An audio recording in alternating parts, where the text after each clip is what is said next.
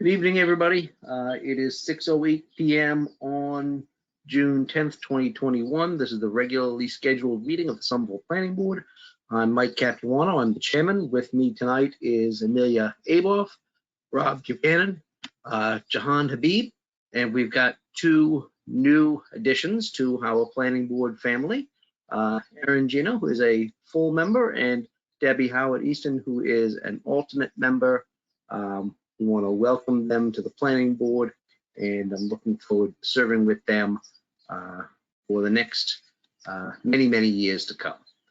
So, pursuant to Governor Baker's March 12th, 2020 order suspending certain provisions of the open meeting law, General Laws, Chapter 38, Section 18, and the Governor's March 15th, 2020 order imposing strict limitations on the number of people that may gather in one place, as well as Mayor Curtatoni's declaration of emergency, dated March 15th, 2020. This meeting of the planning board will be conducted via remote participation. We'll have an audio recording available upon request as soon as possible after the meeting. This meeting is being recorded. We have a number of items on our agenda tonight. I'll read them in order, but they will be taken out of order. Public hearings that have already been opened and have been continued will be brought up tonight is 379 Somerville Avenue. We'll be opening a new public hearing for 5 Middlesex Avenue. And we have a number of other items on our other business, which are board elections for clerk of the planning board, discussion and vote on map changes and amendments to the Somerville zoning ordinance, which are amendments that were brought up during a joint hearing of the planning board and land use a few weeks ago. And also the board hiring consultants under General Laws Chapter 44, Section 53G. I am going to, it's my understanding, Rebecca, that we are not discussing hiring consultants this evening. Is that right? Yes, Mr. Chair, that's correct. Okay, then in that case, the chair moves to continue talking about hiring consultants under Chapter 44 until the next meeting of the planning board, which is the 24th. Seconded by Amelia. Roll call vote. Chair votes aye. Amelia votes aye. Jahan votes aye. Rob votes aye. Erin votes aye. A unanimous vote to continue that item. I'm going to hold board elections until the end. I am going to open up the hearing, or at least I'm going to read into record the notice of public hearing for 5 Middlesex Avenue. The planning and zoning number 20-015, BRE-BMR Middlesex LLC proposes to develop a 12-story mixed-use building subject to the Assembly Square Mixed-Use District, effective on 8/1/2019, and subject to PUD PMP PB 2018-07 as amended, which requires a special permit with site plan review and a waiver from the maximum height limit. Before we hear either of the cases, what I'd like to do is, in the discretion of the chairman, take items out of order and talk about those proposed map changes. Okay? We had, let me open up my notes on what they were. The first one I'd like to talk about is item 211433, which was a proposal to allow payments in lieu of civic space near I-93 or Route 28. We had a discussion on that. We took testimony at the public hearing that was the joint hearing between the boards. We left it open for written testimony. Does anybody have any discussion on that agenda item? Okay. It's my thought that this is a good amendment and something that should be recommended by the planning board. It's something that we've done in practice already, so it'd be nice to actually have it applied. So the chair moves to recommend adoption of that map change, seconded by Amelia. Roll call vote. The chair votes aye. Mr. Chair, I actually did have discussion on this item. Go for it then. Sorry. Track the motion. I did think that some of the public testimony we received with respect to the fact that near the highway are areas where we need the most sort of scrubbing function from plant material was a sort of compelling counterpoint to this proposal. While I agree completely with the city's assessment and the proposal that's been put forward that it's not good habitable civic space, I do think that a civic space type function that is well planted with appropriate species probably is doing more good at the edge of the highway than in many other areas. And I'm not sure how best to address that in a recommendation to the council, but I do agree with that point, and I thought it was worth opening up with the group. Okay, that's certainly something that we can address as a point for the committee, the council to consider. I'm happy to include that as part of our recommendation. Anybody have any additional proposed amendments or points of discussion for the council? Okay, seeing none, the chair is going to renew my motion to recommend adoption as discussed and amended. Seconded by Amelia. Roll call vote. The chair votes aye. Amelia votes aye. Jahan votes aye. Rob votes aye. Okay. We actually have a unanimous vote because Debbie and Erin are ineligible to vote on these agenda items because they were not members of the board and have not had an opportunity to review the hearing.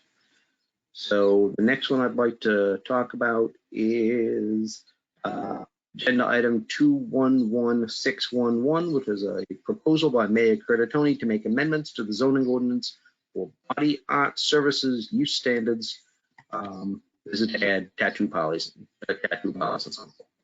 I have my own personal thoughts on whether I was going to get a tattoo. Stonewall has not allowed tattoo parlors for a very, very long time, and I think the city come into a different direction than when they would have been a negative to our neighborhoods.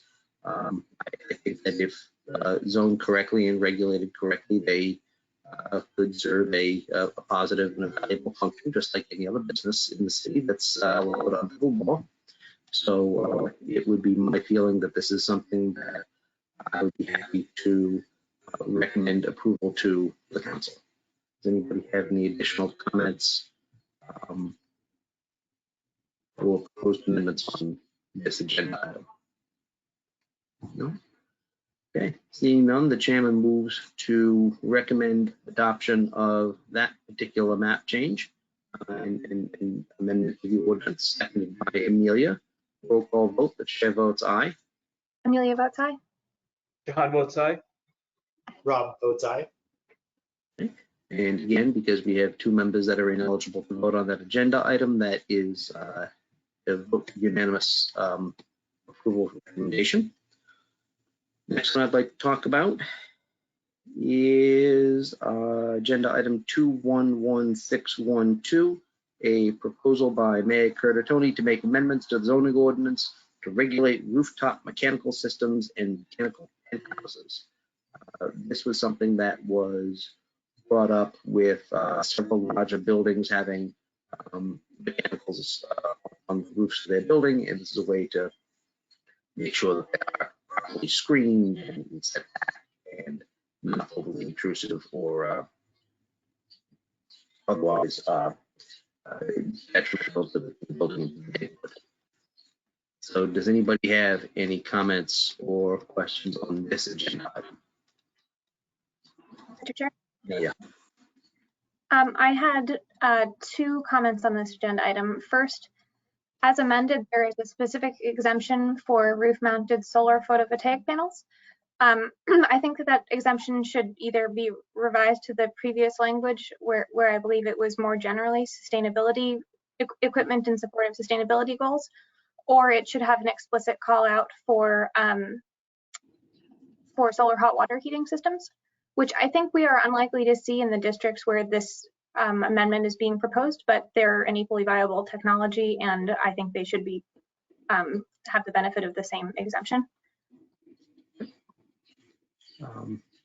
That seems to be fine for us to be able to recommend for the council to take into consideration.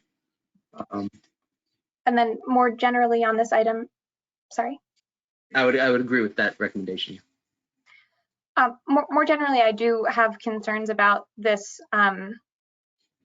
amendment, about this change broadly, because we've just, with the new zoning ordinance, put in place one of the most aggressive packages of sustainability requirements of any municipality. And building systems are sized based on sustainability requirements, and in many instances, larger equipment is actually more efficient. You would typically see smaller equipment being used when a landlord was actually trying to avoid certain issues, like hiring a full-time operator to manage certain mechanical systems. So I do think that this would be potentially very much at odds with the sustainability requirements that we've put in place. And I don't feel like I have the depth of professional expertise to further weigh in here, but I would really like to have staff expand on this and the viability of this, because I think it may be somewhat short-sighted, and I understand the desire to limit the height of these systems, but I think that it may be unreasonable in light of other requirements that we've put in place and counterproductive to many of the city's goals. Does staff have any comments on Amelia's concerns? Mr. Chair, Dan Bartman, Senior Planner with Planning and Zoning Division. I do have some follow-up comments related specifically to that, and also perhaps a helpful slide, if I could share my screen. Yeah. We did have a land use committee meeting between the public hearing and this meeting, where we invited professionals from the building construction and sustainability fields to provide feedback for this specific question, mainly pertaining to lab buildings. There's a huge interest in building lab and lab light buildings across the city, and we felt that we similarly did not have the level of knowledge base in-house to inform that decision. So there's a very interesting land use committee video that I do recommend everybody watching. It highlights something that Amelia just brought up, is that a lot of the lab buildings being required to be LEED Platinum in many zoning districts, and then various buildings being just across the board being required to be LEED Platinum because of their size, directly impacts the mechanicals that go up on the rooftop. And the lab requires a lot of mechanicals, and LEED Platinum requires a lot of mechanicals to achieve LEED Platinum. So that is a direct concern. The concept that I have here up on the screen is showing where the rooftop mechanical standards lived at different points in time. We started off with the adoption of the zoning ordinance in 2019 with kind of citywide standards for rooftop mechanicals in Article 10. The amendment before you for recommendation today started moving those into the zoning district, but applied to all of the building types specifically. And primarily after having received the feedback from those specialists, we believe that really the code offers this organization to us as an advantage, in that we can move this down to the building scale, where we can calibrate rooftop mechanicals for different building types in different zoning districts, and even based on their relationships to other zoning districts. But we think it needs to move down in the organization of where that standard lives. So instead of being zoning district specific, we are able to get more specificity in that, you know, the rooftop mechanicals are not the same for an apartment building, an office building, or a laboratory building. And so the standards that just the sheer organization of our ordinance allows us to adjust based on that feedback. So that is the one comment that we would have based off of where this conversation has gone, and where Ms. Aboff's comment originated.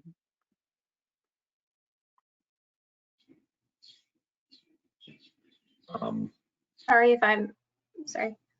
May I I follow was up going to again? say, Amelia, if you had additional comments. So long as we have Dan online, I guess I have two questions then. One back on the sustainability equipment more generally. The question has occurred to me now that we're speaking about it, of how building integrated or building mounted wind would be handled in light of the rooftop equipment proposals that are just curious if that falls into that category. And also, are we then still as a board this evening providing a recommendation on the language on the change that I understand has now been superseded by subsequent discussion with the land use committee? Through you, Mr. Chair, if I may, we have not made any edits yet to the version that you see in front of you. I have not yet met with anyone on the land use committee about the feedback specifically, but this is the staff's position.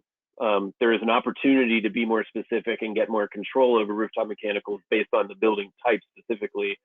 And we think the standard would just live better in the ordinance in that location. The degree to which some of these things might change from 10 feet, 15 feet, 20 feet based on zoning district and building type, none of those decisions have been made yet. So I don't know the impact that you all might want to, or how that might all impact your recommendation tonight. But that is where the staff general opinion has progressed to after having received that feedback at our last land use committee meeting. We haven't been able to schedule one between all of the public hearings and various other meetings that have been going on, but I do anticipate one shortly where this topic will come up at the land use committee again. And then secondly, your question about the roof-mounted wind turbines, you're absolutely correct that the sentence, allowing photovoltaics needs to be widened to allow this all of the whole family of sustainability based installations. Thank you. Thanks, Dan. Thank you, Amelia. Does anybody have any other comments or questions on this agenda item before we move forward? Aaron. Yeah, thank you, Mr. Chair. I have one, and forgive me for maybe being a little naive since I hadn't had a lot of the background here. Is there an opportunity as well to think about not just height, but also more functional kind of impacts? I mean, height is one thing, but also noise ratings or sort of visual mass, like how is the planning staff thinking about these building specific requirements outside of, maybe a simple height or massing? Through you, Mr. Chair, we have thought through a couple of those, both of those actually. The old version of the Union Square Overlay District in the now repealed former ordinance had a requirement about conducting a noise analysis specifically for the rooftop mechanicals after they're installed and operational to determine if any additional baffling would be needed. We are able to move that to a condition of a permit for any location where rooftop mechanicals are of a concern. So it doesn't need to live in the ordinance anymore. But we are armed with that language that was developed back then to use at any time we need to. And then you actually bring up an interesting point that was part of the public feedback that we got about this amendment actually came from the Urban Design Commission in not particularly for some of our overlay districts where we have, for instance, unlimited height buildings that can be proposed and a plan objective to ensure that an elegant skyline is built for Union Square, that generically just causing the rooftop mechanicals to be set back 10 feet often calls attention to them and makes them less architecturally integrated into the building than they could be, and might inherently just defeat the planning goal for Union Square for an elegant skyline, and that it might be better for those buildings that are allowed to be propose their own height anyway to just incorporate their mechanicals into the architectural design of the building so that it looks like an additional floor and not a rooftop mechanical penthouse. So that was something that was not originally included in the proposal either, that is a direct response to the public feedback that we do think should be addressed additionally. Okay, thanks very much. I guess, Mr. Chair, if I may, I think that one of the things Dan just raised about the overlay district is an additional point here, and that I don't know if are we creating an incentive by limiting the height of rooftop mechanical systems to have mechanical systems and interstitial floors in other ways that might be less desirable from an architectural perspective or from sort of a total building massing perspective from a pedestrian experience point. I think, and Dan can probably correct me here, that we already have other limitations in place that would prevent sensitive systems from being put below grade. I think that there are resilience requirements in place that would prevent that being an unintended consequence of this. Dan, can I ask if that's correct? Through you, Mr. Chair, we do have sustainability related review, like building sustainability for vulnerabilities. We don't have any kind of standard that forces that, but they the involvement of the sustainability department in project review would highlight that risk, which would then be put to the board to mitigate in one form or another. If such a basement level mechanical system was proposed and was at risk for flooding, for example. The feedback that we did get at that public hearing, or I'm sorry, just the land use committee meeting with those experts, was that if we are inhibited from putting them on the roof, we have to find other locations for these, be it the basement or the ground level, or, and we didn't even talk about it at the time, but an interstitial floor for a taller building. And you know, there's only so much square footage or cubic area to go around in Somerville, and all of it's valuable for us. So that the code does recognize that interstitial floors exist, but it counts against them if they get so big and they have so much access. So, you know, if we can't put it on the roof, there's going to be a lot of conflict about where else to put it. And it's going to have more impacts down below potentially than it will up high. Now that's also variable based on zoning district and who's abutting, but that's where we think the feedback has taken us. Thank you. Mr. Chair, I'm not sure where you're thinking a recommendation would stand right now, but what I'm hoping, Amelia, is that we can have a discussion with us and with maybe Rebecca on what a proposed recommendation and conditions on that recommendation that we would make. Because I think you raised a bunch of good points. I think Dan has, you know, addressed some of them, but I do think there are things that we should take into account for a recommendation board. So I'm wondering if Rebecca, who I presume has been taking notes, might have ideas on for a recommendation that might capture what was discussed that the board could vote on. Yes, Mr. Chair, this is Rebecca speaking. Just procedurally, in terms of the wording of the recommendation, I would say that the board may recommend that something be adopted, not be adopted, and the board can also elect to make no recommendation. In terms of the specifics, the board is also able to ask, for example, Ms. Aboff's suggestion that there should be a re-examination of the exemptions to allow for more different kinds of technologies up there is certainly something that could be added as a condition. And it is possible also that the board could recommend that the land use committee revise the proposal to address the issues that have been raised in subsequent public feedback.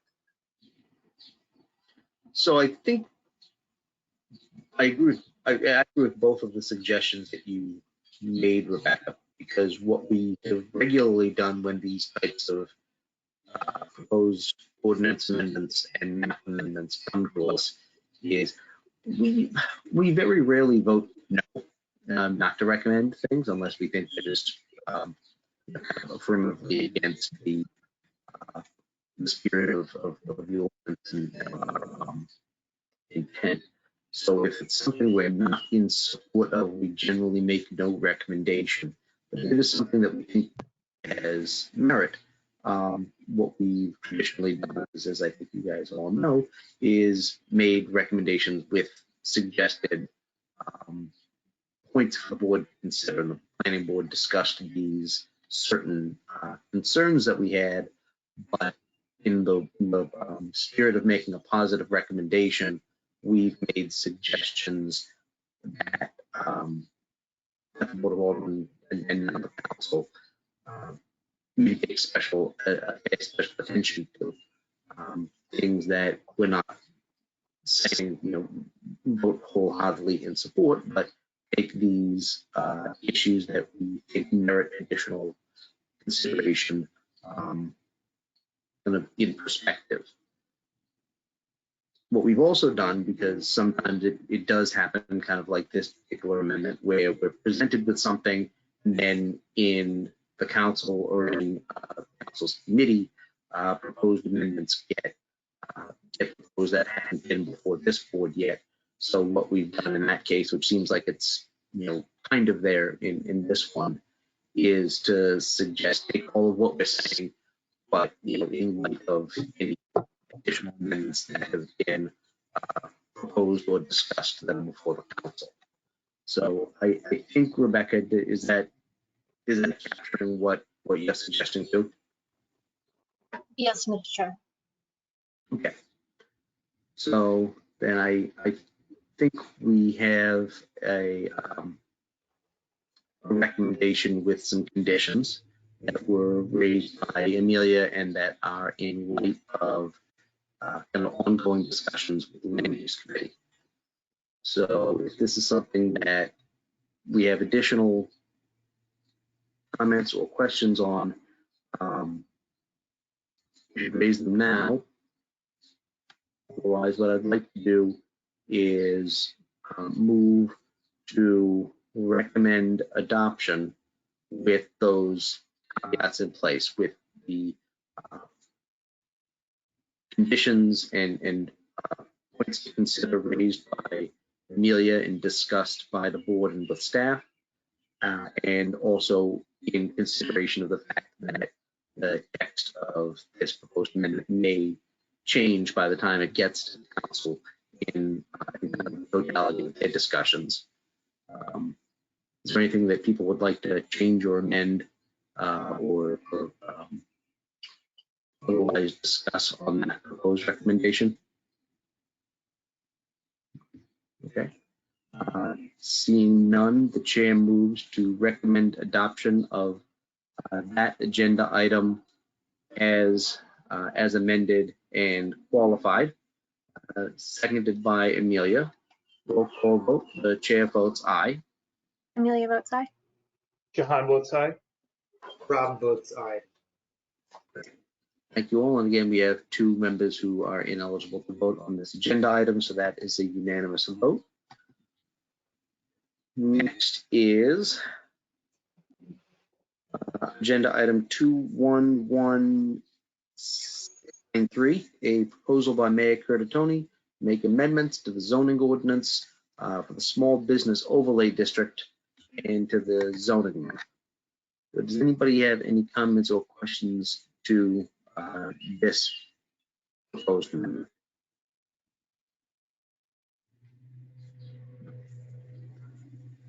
Okay. It makes sense, and it should be fine to recommend to the council for their consideration. So without any further discussion of members of the board, the chair moves to recommend adoption of that agenda item, seconded by Amelia. Roll call vote. The chair votes aye. Amelia votes aye. Jahan votes aye. Rob votes aye. Okay, and with 2 members ineligible to vote on that agenda item, the unanimous vote.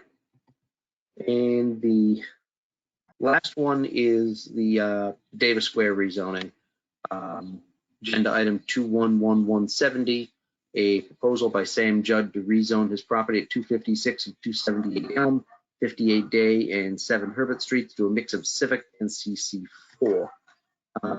This is one that had quite a bit of discussion at the public hearing. This is also one where we received a number of items of written testimony. I have some thoughts and some questions, but I'd like to open it up for other members of the board to discuss or ask questions first. This Yeah, is Rob. Point of clarification, would you mind reading out the number again? I'm trying to click on the right link to the amendment. You said 211. 211170. Thank you.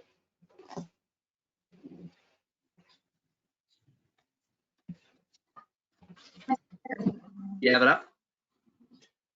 Yeah, I'm just calling it up now, but go ahead. No. Amelia, did you have some comments? I did, but I'm happy for Rob to go first. Go ahead. I just wanted to reiterate, I think, what I said during the joint hearing a few weeks ago on this topic, which is to say the lack of other guidance documents directing the city's broader intentions for development in Davis Square gives me pause about proceeding with the map change here, minor though it may be.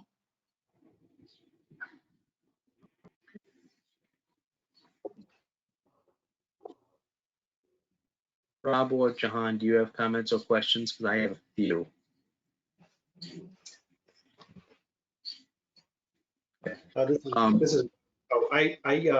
I had one question which I came up in the public comment, and someone had suggested, and I'm not sure I can articulate it as well as they did, and I guess it's a question for staff. But I think there was a suggestion that rather than rezone multiple parcels, that we consider rezoning in some sort of a phased approach. And I guess I was looking for clarification. Is this more than one parcel, or is it just one single one? It's multiple buildings and multiple parcels. They just happen to be adjacent to each other. So Dan has some information that he'd like to present, but before Dan does, I had some questions, but I'm going to hold off on my questions before we hear from Dan. But I do want to make a comment, is that I share Amelia's concern that several years ago, I remember a very contentious hearing that we had in what was then the Somerville High School auditorium. We had a huge contingent of neighbors from the Davis Square area who were there for a Davis Square neighborhood plan when we were talking about doing rezoning for the comprehensive overhaul and with Davis Square more specifically. And the intent that night was to, until we had a comprehensive Davis Square neighborhood plan. 2020 kind of screwed everything up for everybody. I get that, but we're not there yet. And my concern is sharing what Amelia said a few minutes ago, is that by taking certain parcels and rezoning them now at the request of the landowner is putting, I don't know if cart before the horses is the right phrase, but we're being asked to look at specific parcels before we've looked at a real substantive overhaul of what Davis Square should be generally. This is something that was opened, that is still an open zoning amendment. And to start parceling aspects of it out before we as a city have an opportunity to really discuss what it is that we want Davis Square to be, I think it's a little premature to take a couple of buildings as look, we may get to a point where this is what we end up doing. But my concern is that by taking this particular application out of turn, it's going against the way that this board and this community has looked at zoning, particularly in commercial areas, for the last 40 years. We've never looked at things in microcosms when we're looking at projects of rezoning, like areas like Davis Square. I'm not saying that this particular application is bad. I'm not saying that this isn't ultimately what these parcels may be rezoned as. I'm just concerned that when we already started a discussion with the neighborhood on a comprehensive neighborhood plan, that by taking things piecemeal goes against a cohesive vision of what the square could and should be, and takes, I think, a lot of the neighborhood input out of the process of the community that we live in. So I would be hesitant to vote for recommendation for this on that basis alone.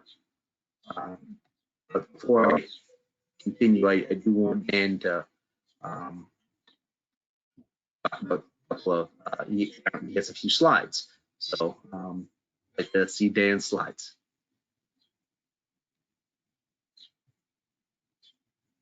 Mr. Chair, my slides reference unadopted plans, some of my slides, and I don't know whether or not you would like to review those and whether or not this proposal achieves those as of yet unadopted planning goals. I mean, yeah, I mean, I'm happy to take a look at them, and maybe you can put them in context of what it is that we're discussing tonight. And since you've got those slides, I'm going to ask you where we stand on the neighborhood plan that was, begun in 2019. Mr. Chair, well, first I can tell you that I have an entire afternoon booked with Councilor Davis to discuss all matters Davis Square on Monday. And this is definitely one of them, along with the Davis Square neighborhood plan and a number of potential development projects, both on the city side and on the private development side. And we are scheduled to get on task with that starting Monday. So I do hope that the Davis Square neighborhood plan can be buttoned up and in front of you very shortly. So that's what I could say is an update related to that. We are also still trying to encourage the adoption encourage the endorsement and adoption of Summer Vision 2040, which indirectly also references commercial development across the city in its entirety, and is applicable to this. So that's really the update related to the plans. You had also requested some information about the context of the building that might result from this development. So I do have some slides related to that that I could show you. But in general reference, we do feel that a proposal of this does address objectives for commercial development and preservation of what is right now a unprotected privately owned public space that is not protected in perpetuity. And so part of this zoning map amendment and the proposed project goes very far to achieve a lot of those goals once those plans are adopted. It does, Dan, but maybe I'm thinking out of turn here, but the time is right for us to start considering what's going to be happening on these particular parcels after a neighborhood plan is adopted. We are within our discretion to make sure that things like maybe not publicly open space, but at least publicly available open space, like we've done in other blocks, can be protected. So just because we don't get it right now doesn't mean this isn't something that we can condition in future zoning when individual parcels come before us under a neighborhood. Yes, Mr. Chair, you are correct. I was only speaking to we have a property owner that currently in their own interest is proposing to protect and create and revitalize the civic space, partially through mapping and partially through redevelopment. And that's the only thing that's also identified in our plan. Not that that can't continue to happen. That's valuable, Dan. Are you suggesting that the applicant's willingness to do this is going to go away if we have a comprehensive neighborhood plan? Oh, no, not at all. But it could be impacted if a map change never happens. If one of the values of the proposal is that they propose themselves to put the civic district on top of the plaza, which has no buildable entitled rights with that district. And so it would, it's one of the tools that we would have to maintain this space in perpetuity. Otherwise, it's zoned MR4 today. I have no information that they're suggesting to build a building on top of that plaza of today, but we currently don't have a zoning map protecting this site, and we don't have a means of getting to that otherwise. So that is one value of this. That I actually expect this to be a project that follows in the footsteps of the plan because it's in line with what the plan is calling for. At this point in time, if the plan evolves, it might between now and hopefully soon adoption. But I believe it's fairly buttoned up and is just looking to be finalized. Okay, I'm just remembering the last few times that we've had neighborhood plans, and even before the comprehensive overhaul, where people were looking to rezone, upzone, downzone their properties, and this board was reticent to do that precisely because we were waiting for a formal document that would guide us in the development of that, even if it was in keeping with what the document would eventually say. I'm not casting aspersions on this applicant at all. I think it's an admirable thing to commit to having permanently protected civic space in that now fenced off plaza. But I think we can also get there through a neighborhood plan that is in keeping with what we want. We can rezone that to whatever we feel is appropriate. And again, I don't think that this is necessarily a bad proposal. I'm thinking it's a premature proposal when we haven't heard anything, no matter how far along the neighborhood plan is. We haven't heard anything about that in a year and a half. And if it's now all of a sudden ready to go, then I think we should probably see that first.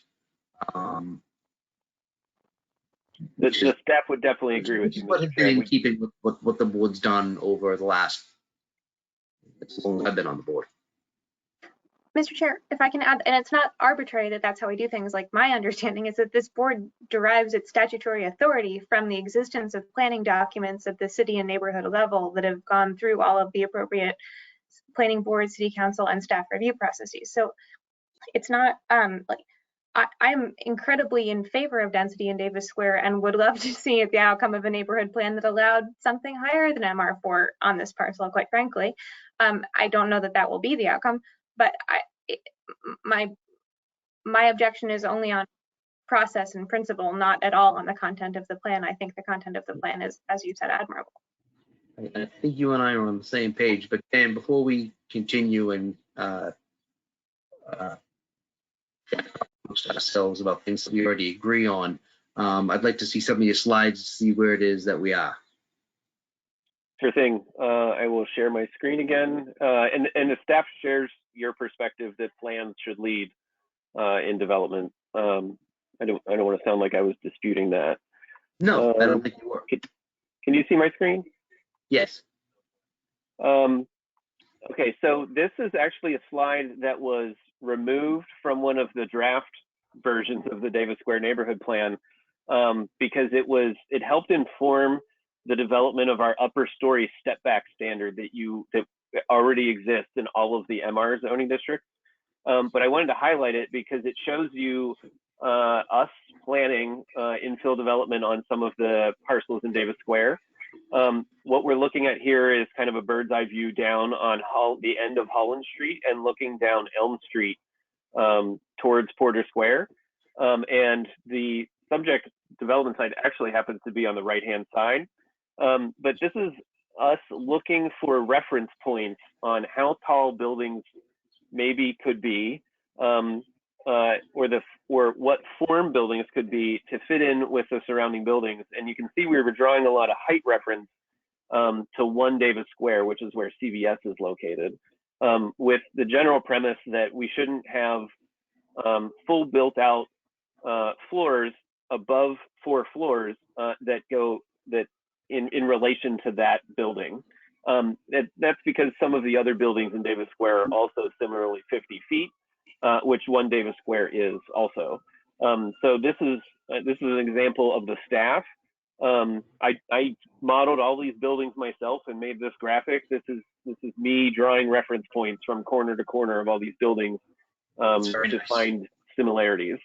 And this graphic is actually the result of a CC for laboratory building being proposed on the site that is covered by the map change proposal, with similar reference lines drawn from the building across the street on Elm, as well as 1 Davis Square where the CVS is located, and the existing post office building, which under the proposal is intended to be kept and rehabilitated. You can see that 1 Davis Square and the building across the street line up fairly closely to where the 3rd floor tops out at and where the upper story step back starts. While the post office building actually has a height that comes right into the middle of that 4th floor, between the civic space in between those 2 buildings. This is a view from the middle of the street in front of CVS, looking at down Elm Street towards Porter Square again, and that same red line is drawn from the building across the street at the exact height. And you can see it's landing right about in the same spot as on this graphic. This is actually creating a height to width ratio that's recognized in the urban design literature as highly ideal. The closer you can get to a 1-to-1 ratio, it's been found to be replicated around the world for human scale urbanism. We are drawn to a certain range that I've talked about in a couple different presentations for Davis Square planning that should help inform how tall buildings should be and where upper story step backs could go. And then here we are hovering above the buildings that the houses that front Herbert Street at the back, and you can see how the 3rd floor tops out with another red line that points at the post office, which is actually taller than where the upper story step back goes. And so I wanted to just provide you with some of the requests, meet the request that you had in wanting to see how these other buildings in direct adjacencies and how their height is related to what might come out of a CC4 zoning proposal map change. So I just wanted to provide that at your request. Thank you very much for that. I hope that if the neighborhood plan works out the way we think it will, and the way it was kind of earlier discussed by the board and by the community, that this is what we'll likely end up with. Does anybody have any comments or questions of staff that haven't been raised already? For further discussion, what we've talked about. So, seeing none, I think where we will be on a board, and I'm kind of directing this question to Amelia because I think you and I are on the same page here, is that this is something that ultimately we would support, but not yet. And or support in the concept, details notwithstanding. So I think we're coming out, and tell me if you think I'm off base, I'm kind of reading the board, is that this would be something that we would make no recommendation on, because we're neither in support of this particular map change at this time, but we're not in support of the concept. So what I'm wondering if we'd like to do is make a recommendation of no recommendation,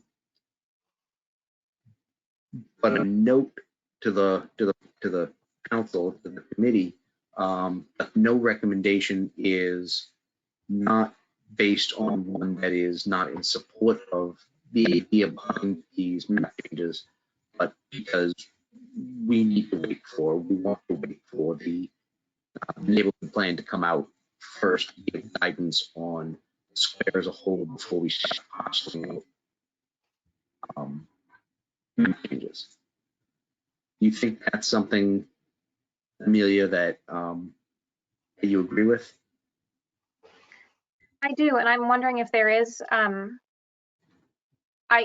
heard your earlier comment about sort of wanting very much where it's appropriate to go back to the council with positive recommendations. And I think I personally would also be open to a positive recommendation that was sort of strongly conditional on the idea that that planning document is moving forward in the approval process. And I guess I'm uncertain of whether that's a good idea or not, because we don't have the same sort of authority to condition things in this, since it is only a recommendation.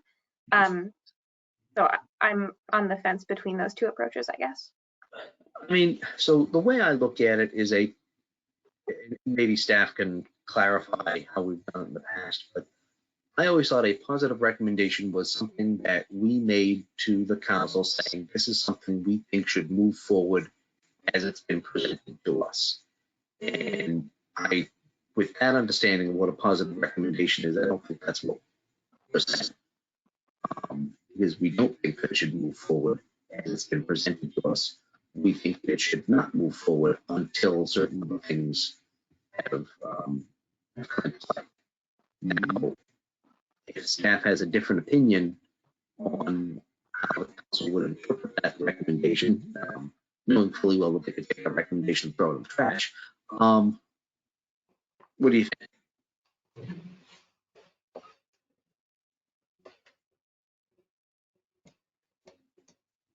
Mr. Chair, if I might, I don't know if Rebecca has any input. I think that premise is generally right. It's kind of like issuing a permit, approved with conditions, or denied. And there's also the no recommendation wrinkle. But I think your general description is something that we created a few years ago when we didn't want to be too needy. I think that's true. I know it's true. I get it. Mr. Chair, this is Rebecca speaking. My apologies. I had a brief problem with my microphone audio. I think you're broadly correct in that a positive recommendation is often something the council will look at should they choose to take the recommendation without necessarily diving too deeply into the ancillary pieces of it. They may or they may not. Whereas I think making no recommendation with a comment to clarify the board's ideas about how things should flow is probably more going to capture the will of the board and be received by the council as such. Thank you. I mean, that is how I interpret the distinction between those two recommendations. I think, Amelia, would you be in support of a no recommendation with conditions? Yes. All right. Does anybody have any additional comments or questions on this agenda item before I make the motion? Okay. Seeing none, the chair is going to move to recommend to the council no recommendation on this proposed set of map changes, with the condition and comment that reflective of what we've discussed. we would be in support of a concept like these map changes following the adoption of a formal neighborhood plan, which is still ongoing and has been ongoing for a period of time, but is yet unfinished. So, Amelia, do you think that captures our concerns? Yes. So that is the motion, seconded by Amelia. Roll call vote. The chair votes aye. Amelia votes aye. Jahan votes aye. Rob votes aye. Okay. And with 2 members ineligible to vote on that proposal, it's a unanimous vote. So that is our discussion on the zoning amendments. So Dan, I think you can go, right? Can you go home? Did we did the body art services one? We did. Okay. She recommended yes. I believe that's everything. I think it is, for you at least. Okay. Going back to the agenda, just making sure I'm not missing something. We have 379 Somerville Ave, 5 Middlesex Ave, board elections, and hiring consultants, which we continued. So what I'm going to do now is take, like I said, some items out of order, although this one happens to be first. I'm going to ask the applicant for 379 Somerville Avenue to be unmuted. And it's my understanding that following our hearing a couple of weeks ago and our comments that the applicant has some new design changes that they'd like to present. Good evening, Mr. Chairman. Ann Vigorito on behalf of the applicant, 379 Somerville Ave. I'm joined by Will Chalifant as well as Alon Sassoon, one of the managers. Mr. Chalifant did submit some new plans, so unless you'd like me to reiterate the project, I can hand it right off to Will with the new plans. Attorney Vigorito, since the board members who are eligible to vote were all present for the last one, we don't need a recap unless you want to give any additional information. No, I think it would be best served to have Will review the plans. I think that'll be the best way to handle this. Thank you. Let's do it. Thank you. Okay, good evening, everyone. Can you see my screen? Yes, and Will, can you just introduce yourself for the record? Yes, sorry, Mr. Chair. Will Chalifant from Colsa Design, 17 Ivalou Street in Somerville. We are the architects of the job. As you mentioned, we will not be going through all of our the project as a whole, but just as a quick summary, 10 units over a commercial space. This is the former Thunder Road location. And on cue, my computer is freezing. So let me see what I can do here. Okay, all right, we're back. So the what we heard from the board last time was mostly aesthetics on the exterior of the building, specifically the front along Somerville Ave, as well as the blank side facing Porter Square down Somerville Ave. Combination of material concerns, proportions, etc.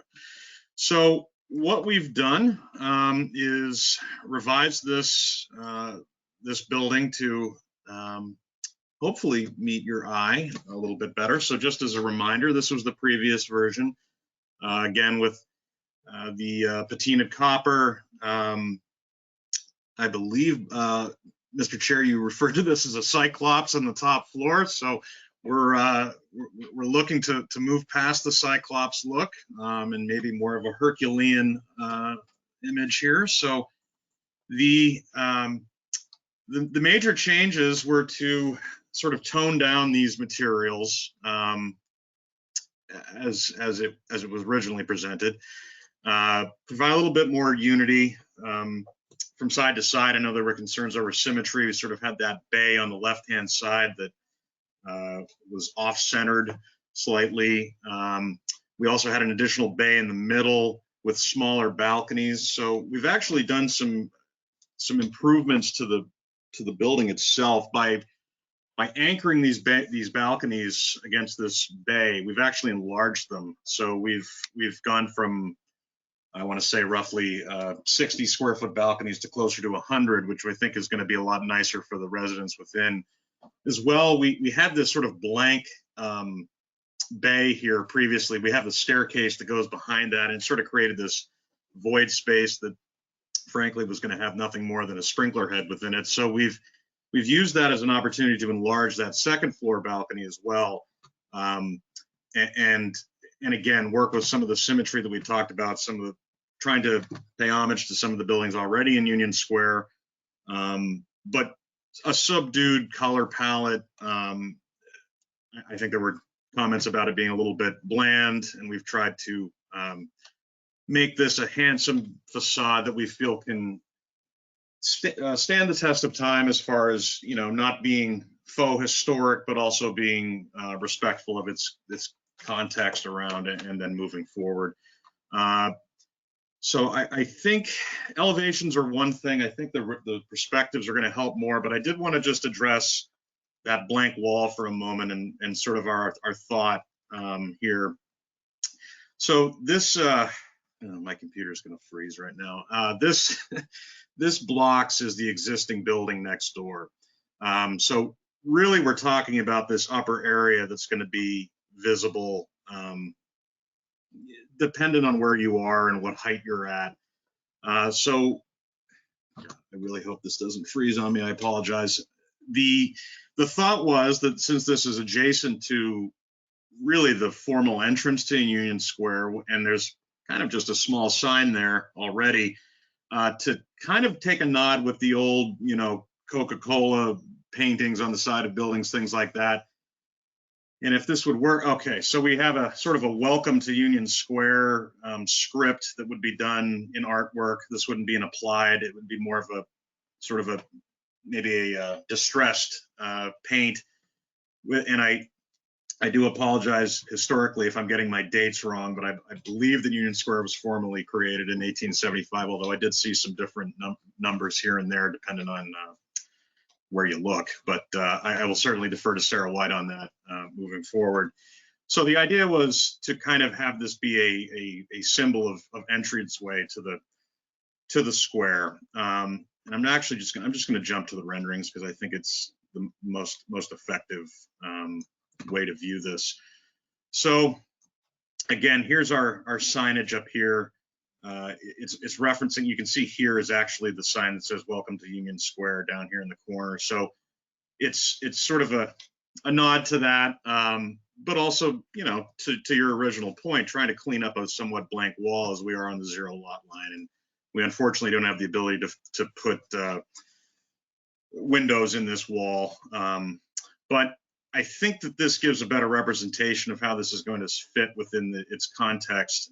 The previous rendering was a little skewed. We unfortunately were using Google Earth images, and being that we're right down the street, we went and took some photographs. So I think it's a much better representation of what's going on there. So what we're proposing is again, we're going for passive house on this project. So we're going to have very high R values on our walls and our roof and all of those elements of the building. So we're going to be using an insulated metal panel here. And the idea was for this to read as sort of a honed bronzed and anodized look that isn't necessarily going to change, but it has sort of an established look to it opposed to being a brand new building. And we wanted the windows to match in that same anodized bronze. It's sort of an older tone, but I really feel like it complements the brick in this instance, and it doesn't look dated. And in fact, I think it looks more contemporary in this manner.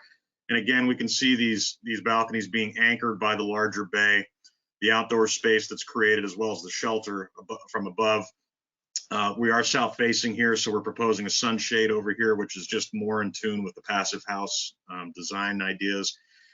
And I know there have been mentions about sort of celebrating the angle of this lot as it tapers down Somerville Ave. So this bay itself is actually at that angle. It's a little difficult from this view to see, but the thought was that's sort of leading you into Davis, looking that direction towards the city, while this is an anchor. And by pulling this in and giving a little bit of reveal here, I think it helps with the symmetry issues that we had before. We are still going with a glass railing. We want to keep this somewhat fresh. We don't want to, you know, I looked at doing more of a wrought iron railing. It wasn't really working with the rest of the building.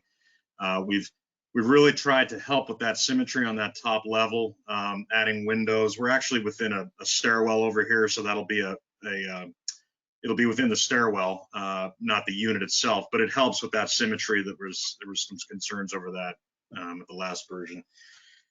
And, you know, I know that this may not be everyone's taste as from a color standpoint, so I did want to do another version in sort of a darker maybe gunmetal color.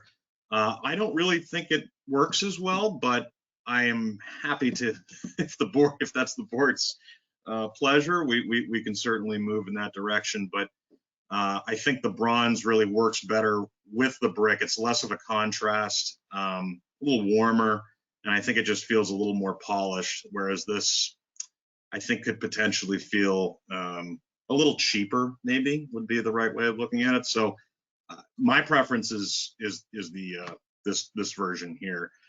But you know, I think per the board's comments, we've really improved the project, in my opinion, between the aesthetics along Somerville Ave, as well as some of the additions again up here, and just overall, we've sort of straightened out that angled cornice, which gives it just a more symmetrical feel. And again, improving outdoor space and increasing it, and creating a palette that really is more in keeping with Union Square. So with that, I think I will toss it to the board for comments, questions. Great. Well, thanks very much. I will just add a few of my comments. I think it is a much, much, much nicer presentation than what was given to us a few weeks ago. I think you took the suggestions and the concerns of the board heart, and I think this, at least in my opinion, reflects a lot more of what I was hoping to see out of this application. I really like the way you changed the upper floor. I like the extension of that second floor balcony. I think that's an interesting feature. I think the glass balconies are a nice addition. I agree with you that I like the lighter bronze better than the darker color that you suggest. I think it's a nice complement to the brick. And just to be clear, this is going to be real, how do we call it, Rebecca? Real full course brick? And not thin brick. This is full bed. Not thin fake brick. I kind of get a kick out of the stenciling on the side of the building. I think you guys have done a really nice job with this. I thought you might have included some additional of that patina that was just a little overwhelming in the last iteration, but you know, just kind of incorporated it as an accent. But I like that you've presented it tonight. I will open it up to members of the board to ask questions, and then I'm going to open it up for public testimony, because this is a new rendering that's new information for the board. Do we have any comments or questions before I open it up? Rob? Yeah, sorry, I didn't mean to beat you, Johan. No problem. So I thank you. I wanted to echo my colleague's statements, which I do think this color palette is a lot easier on the eyes, and is you know, more in keeping kind of with I think just general aesthetics. I don't know that we're shooting for anything in particular. This is a contemporary building. I'm honestly like looking at, I'm toggling back between the renderings and the floor plan, because I'm just trying to understand the angle. So it looks like the balcony is angled, and the right right-hand bay is angled, but the left-hand bay is not. Is that right? Correct. So we square, I squared that one off, and this one is angled here down at the bottom of the screen. Yeah, and And that balcony follows that angle as well as the bay. one question I had is there just because you're so close to a symmetrical building, what is the reason, or what would be preventing you from just centering the balcony pieces on that building? I'm just, because to me it reads like an almost symmetrical building, but it's slightly off. Right. So as far as this bay being angled, I think it was really more of trying to, as I mentioned, sort of lean into the square in that direction. I did look at connecting this, having this balcony go all the way across. It really did not read well, in my opinion. It felt almost triple decker-esque, not in a good way, because I think some of those can be quite handsome, but it just didn't look right, honestly. And having that relief there and sort of, again, anchoring these to that bay it just was more successful, in my opinion. But I wouldn't be opposed to squaring off that bay, but I did want to try to kind of maximize its space from a floor plan standpoint without. I had one where it's squared off, and it just was a little bit less interesting. So, I mean, that was just a choice I made, but I'm certainly open to suggestions on that, or conditions rather.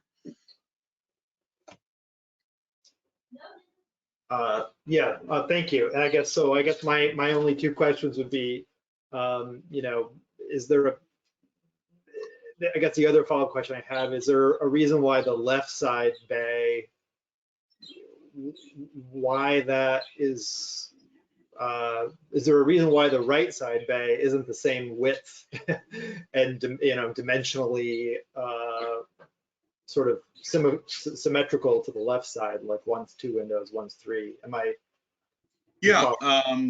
So I mean, I heard a lot about this being a pretty boring standard building, and so I was trying to avoid that, honestly. I think if it had just been a square box on either side, it would have read very symmetrical, and I don't think symmetry always needs to be there in a building. So I in my opinion, this broke up the facade nicely while still hearkening back to elements that are found in Somerville. And, I don't think, if it was the same size on either side, I think it would be pretty, I think it would honestly be a little bland. I can show you versions of it. I don't have it with me, but I can certainly email them to you. I didn't like it. So it was more of a personal preference, I suppose, which at some point I should be allowed some artistic license. Yeah, I'll just say, speaking for myself, I actually agree with you. I mean, I think shooting for symmetry is not always necessarily a great outcome. My only thought, just since we're talking aesthetics, is when we hit to something that comes very close to symmetry, but it's just slightly off. And to me, that reads the most awkward, just because it looks almost like a mistake.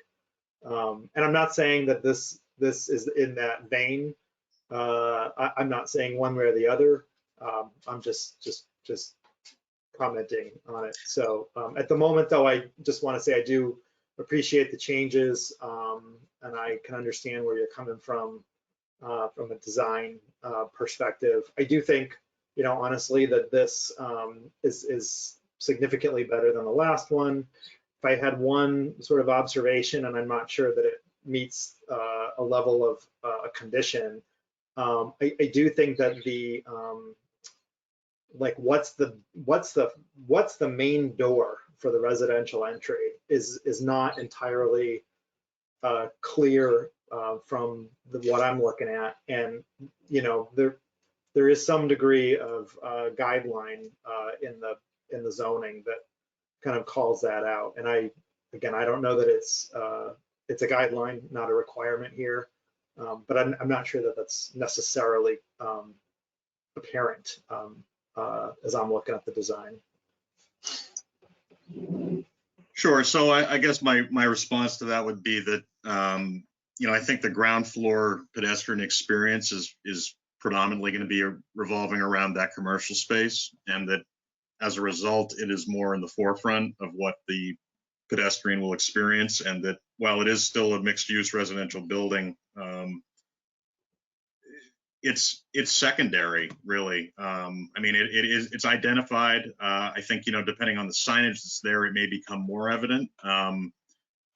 I could see possibly, this exit door not being glass to differentiate one versus the other. Again, I'm trying to meet some of the city's requirements on glazing percentage, which is challenging on a building this wide, narrow rather. I can understand that. Possibly there's ways to accentuate that entrance a little bit more. I think signage can go a long way in that respect. If this were to be, sometimes these buildings get names, and maybe that name is over the entranceway and it says, Thunder Road Residences or something of that nature. And that sort of signifies it. But that was the thinking behind it, is to really emphasize the commercial space, because the hope is for that to be a restaurant or a cafe or something to enjoy the front and the back seating available to it. Thank you. John?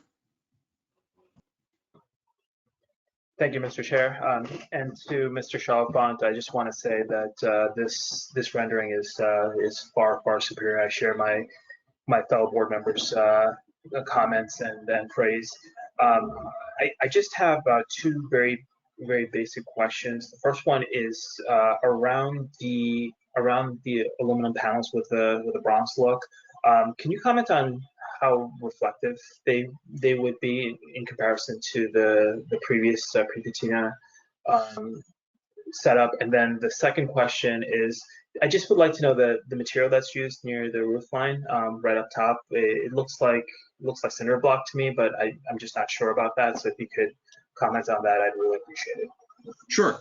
So the panel itself is going to be I think a more of a matte finish. I don't want this to be high gloss. I don't want any reflection issues. And so that would be, I think probably the easiest way to describe it would be how standing seam roof has sort of a raised rib that connects the panels, which is, I think, what we're sort of trying to emulate here, just to break up the mass, so it's not just this box. And then this top cornice here would be a precast, either concrete or limestone cornice. It's certainly not going to be cinder block, although I can see why from a distance it may read that way. But I think that element possibly could relate to the rest of the building a little bit better. Maybe I didn't want to overwhelm it with more of this bronze color, but maybe that becomes something in a color family more akin to the brick in the panel. But I don't know if that answers the question. It does, Mr. Chalfant, and I just again want to commend you for doing a very, very, very good job with this rendering. And thank you, Mr. Chair. Thank you. Yes, Mary. Thank you, Mr. Chair. I echo my colleagues' comments. I appreciate your efforts to redesign this based on the feedback you heard a few weeks ago. I think this is a huge improvement. Thank you very much for your responsiveness to that. And I personally appreciate the asymmetry and thinks it adds some visual interest. So I'm sorry to disagree with one of my colleagues, but certainly I think this is a much more handsome building than the previous iteration. Thank you. Thank you. So you've got, I think I've got a general uniform opinion of the board with, certain distinctions that folks have made. I do again want to reemphasize my appreciation for you working with what we were expecting of this building. I am going to agree with you in that I'm a super traditionalist. I want every building to look like my, freshman dorm, in Cambridge. But I love this. I think this is really, really nice. It is not uniform. It is not super traditional, but it definitely reflects the older and traditional architecture that's in Union Square, while also giving an interesting visual modification. So I want to remind members of the board, though, that as we move forward, this is not, while we have pretty broad discretion in looking at how buildings work within the site and how they present, we're not necessarily in the business of regulating aesthetics. We give guidelines and hope that the applicant comes back with fits within those guidelines, but it gets a little bit out of our purview when we say that we want blue brick instead of red brick and move this window here and that window there. And I think this applicant has, first of all, they came to us, in my opinion, with an incredibly strong application generally for the purpose and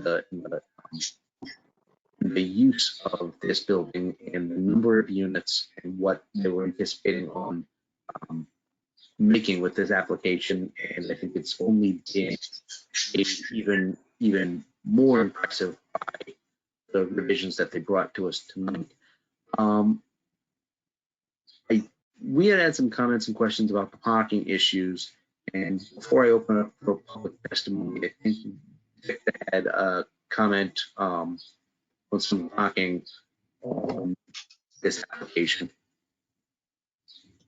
Hi, yes, thank you, Mr. Chair. I just wanted to make one clarification that was brought up in the last meeting. We had one condition in the staff memo that read at least 3 accessory vehicular parking spaces must be offered annually to all ADU households, a right of first refusal. As I stated last time, I just wanted to clarify with my colleagues that there was truly no reason to include this here, and that turned out to be the case. This would be a standard condition, but because this building has 0 parking, it's just not applicable or relevant. And so my suggestion would be that we strike that particular condition from the final report. Thank you very much. I know we had that discussion on whether it was something that was kind of included as part of a form and a template, and it looks like that might have been the case, which I've been. What I'd like to do now is open it up. I don't know if there's anybody in the public that is not, or in the attendees that is not affiliated with this application or the next. But I would like to open this hearing up for public testimony. For anybody that wants to speak in support of this application, I will ask you to exercise the raised hand button next to you, and I will call on you in the order in which I see you.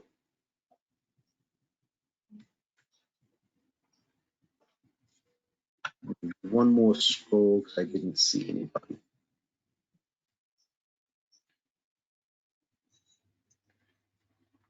And seeing none, I'm going to close that portion of the public hearing, and I'm going to open it up to anybody that wants to testify in opposition or otherwise express concern about this application. Hit your raise hand button and I will call it.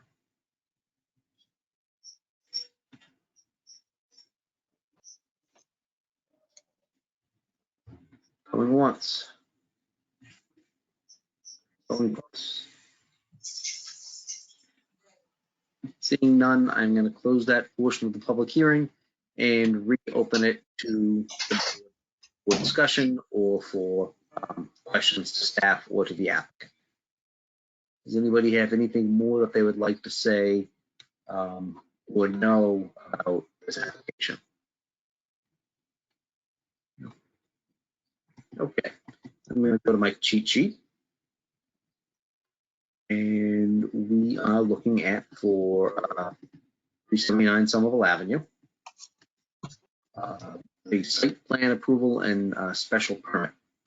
So we need to consider a comprehensive plan and existing policy plans and standards established by the city.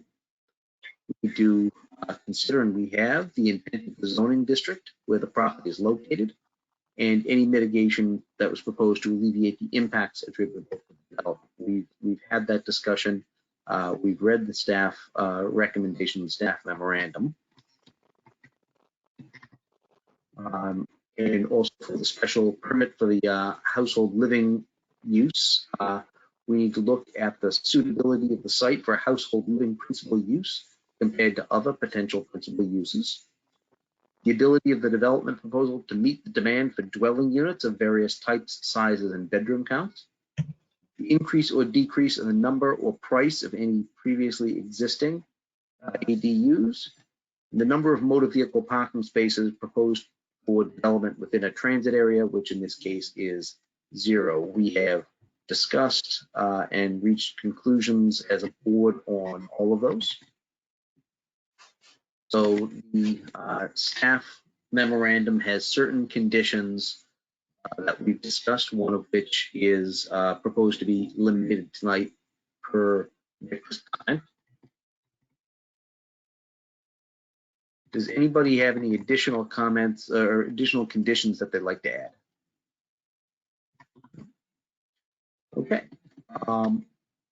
Then following public testimony, review of the submitted materials and deliberation of the required considerations outlined by the Somerville zoning ordinance, I move to approve with conditions and as amended, the application for site plan approval. The chair votes aye. The second by Amelia. The chair votes aye. Amelia votes aye. Jahan votes aye. Rob votes aye. We have a unanimous vote. Following public testimony, review of the submitted materials and deliberation of the required considerations outlined by the Somerville zoning ordinance, I move to approve with conditions as amended the special permit to establish a household living use. Seconded by Amelia. The chair votes aye. Amelia votes aye. Jahan votes aye. Rob votes aye. Great. Thank you all very much. To the applicant, good luck. Thank you, Mr. Chairman, members of the board, and thank you for your advice on the redesign. The applicant is extremely happy with it. As are we. Thank you very much. Thank you. Have a wonderful evening. You too. Okay, next on the agenda is, I believe, Rob, it's my understanding that you have a recusal. Yes, that's right. Project. That's right. I'm recusing myself from 5 Middlesex Avenue, the project that's being presented to the board this evening. Okay. That being the case, we have one other item on the agenda that we can take up while you're here, and that is board elections for clerk of the planning board. We have 1, 2, 3 members who can hold that distinction. Do any one of you 3 have a particular interest in being the clerk of the planning board? And what that entails is reading into the record the notice of public hearing when we open up a new public hearing. It's incredibly labor intensive in your staff months with no bonus.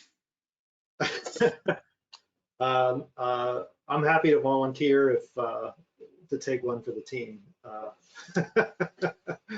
It's heavy lifting, Rob. Yeah. Okay. That being the case, the chair moves to nominate Rob as the clerk of the planning board. Do you have a second? Seconded.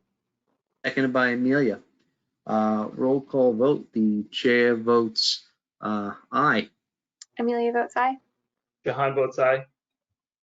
Aaron votes aye. And Rob will abstain. How about that? That's how I've traditionally done it on these. Congratulations, Rob. We have 4 votes in support and 1 abstention.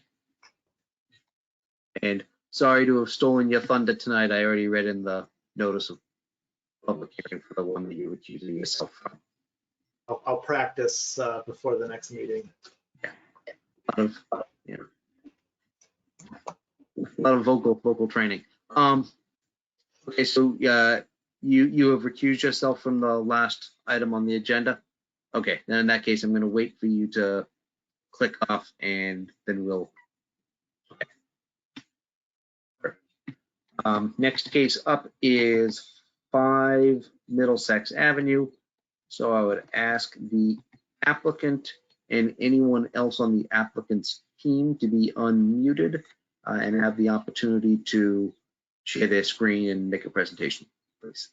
Yes, Mr. Chair, this is Rebecca speaking. I have unmuted Ed McDonald, Gautam Sundaram, and Sal Zeno. Guys, can you let me know who else you want me to unmute? Hi, Rebecca. This is Ed McDonald. Could you unmute Dale Horsman and Pat Dunford as well? And Sean Sanger as well? And Sean Sanger, yes, thank you. Pat Dunford, Sean Sanger, and Dale Horseman. Who will be presenting this evening? Myself and Gautam. All right. And I'll be sharing my screen, Rebecca. Gautam. Gautam, thank you so much. Here you go.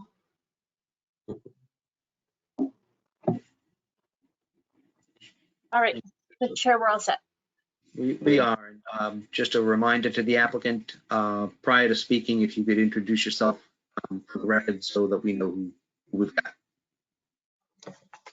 Sure. Thank you, Mr. Chairman, and thank you to the members of the Planning Board for allowing us to present our project to you this evening. My name is Ed McDonald. I'm Senior Director of Development at Biomed Realty, and I'm joined this evening on the call by members of the design team, including Gautam Sundaram, who's from Perkins & Will Architects, Dale Horseman and Pat Dunford from BHB, who is our civil engineer and permitting consultant, and Sean Sanger from Copley Wolf Design Group, who's our landscape architects.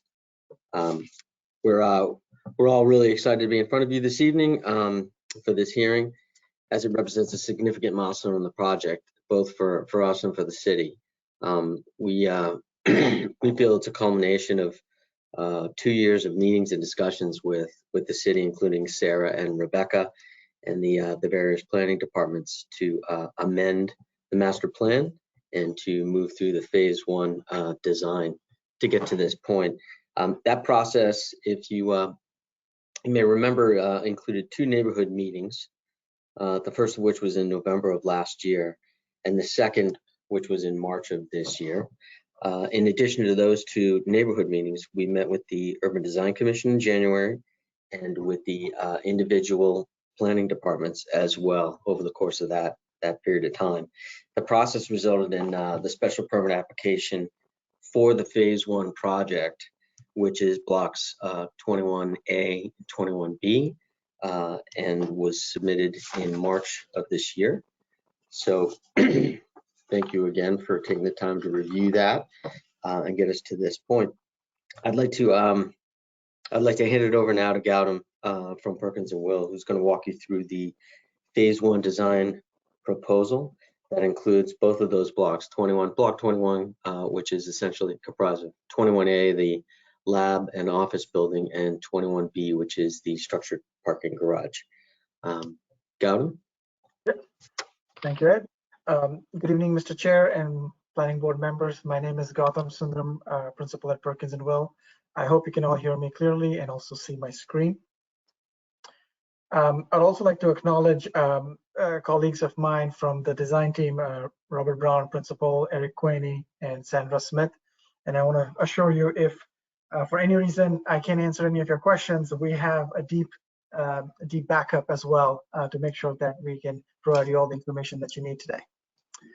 So on that note, as Ed talked about, this is really phase 1 of the broader master plan that was approved last year. And so block 21A is the lab office building that Ed was talking about, and block 21B is the garage building that's part of this application. From a broader master plan and urban design, some of the key things that we are very excited about as it starts to implement as part of the broader vision is the idea of creating a stronger pedestrian connector from the Somerville neighborhood, from the Kensington connector, coming all the way through and really starting to reimagine the streetscape along Foley Street and creating a series of civic corners at Middlesex Avenue and Foley Street, and similarly also at Road K and Foley Street, and really creating a series of these civic pulses as it starts to connect towards the train station, but also towards Assembly Row and that overall district as well. So this project is going to start to implement significant portions of that public realm as well. All through the process, as Ed talked about, we've gathered a lot of input from the neighborhood meetings that we had, from the UDC and the several of the department meetings as well. And we use many tools like this, where we've taken the massing and overlaid that against existing photographs and aerial views to really start to understand what does this start to tell us and hear from others within the community about what the impact is from a massing standpoint. How does this help us inform the overall massing and also from a public realm standpoint? And so here you can see the approved massing for that block 21A, which is the lab office building, and here is the garage building. So you see this in context to not only the broader skyline of towards Boston, Cambridge, but also how it starts to relate with the rest of the development as well, and creating that varying skyline and trying to contribute to the overall neighborhood and district too. So as we start to get closer and look at the existing conditions along the site, this is block 23, which is the residential building that's currently in construction, which is really going at a rapid pace, and we should be done soon at the pace it's going. But what you're also seeing is infrastructure being built as part of the Road K as well, which will be a significant part of a pedestrian street that will ultimately connect all the way out to the river as well. So that construction is also ongoing from infrastructure and the roads as well. But most of the site is currently an existing parking area. That's 5 Middlesex Avenue, which will continue to remain as part of that first phase. And from an orientation standpoint, Foley Street is on the north, Revolution Drive and 5 Middlesex is on the south side. That's the existing storage building on the west. And then we have block 23 and the residential building to our east itself. Here you can see highlighted in beige is the existing public realm, which are very minimal sidewalks that really don't contribute from an overall connectivity standpoint, or also from a pedestrian realm standpoint that really start to connect towards Assembly Row too. So how can we start to really make those kind of improvements is going to be a key part of this project. Okay. So as we approach our massing, so here you see block 21A, which is the lab office building, and 21B, the garage building. Our approach was to really start to think about how do we start to sculpt the massing, not only around some of the urban design goals, but also in keeping with what have been the design principles for the Assembly Row district as well.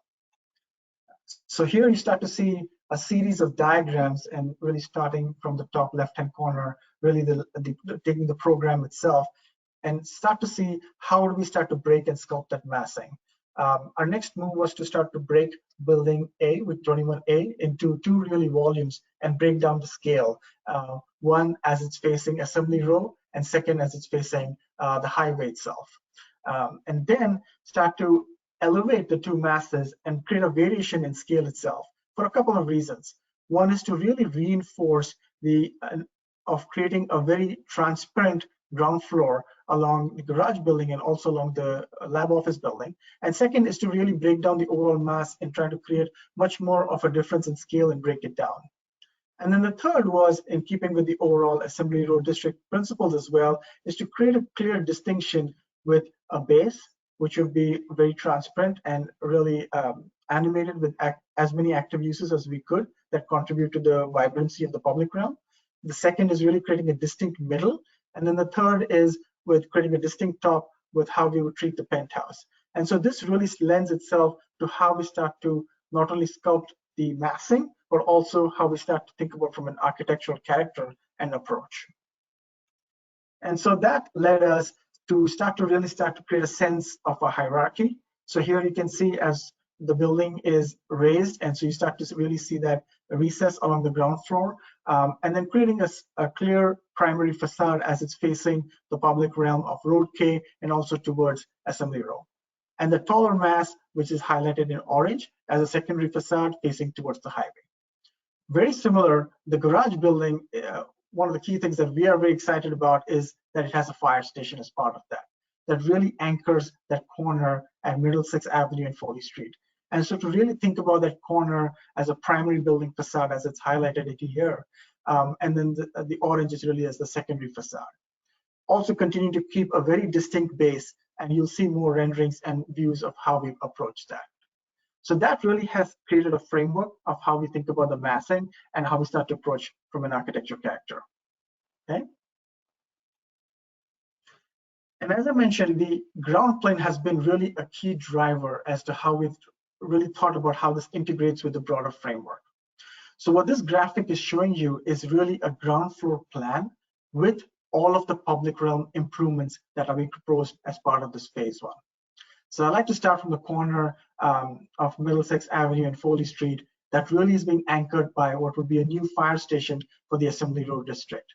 And that fire station would have a really strong presence and a civic presence anchoring that garage building to really make it feel like it's not really a garage building.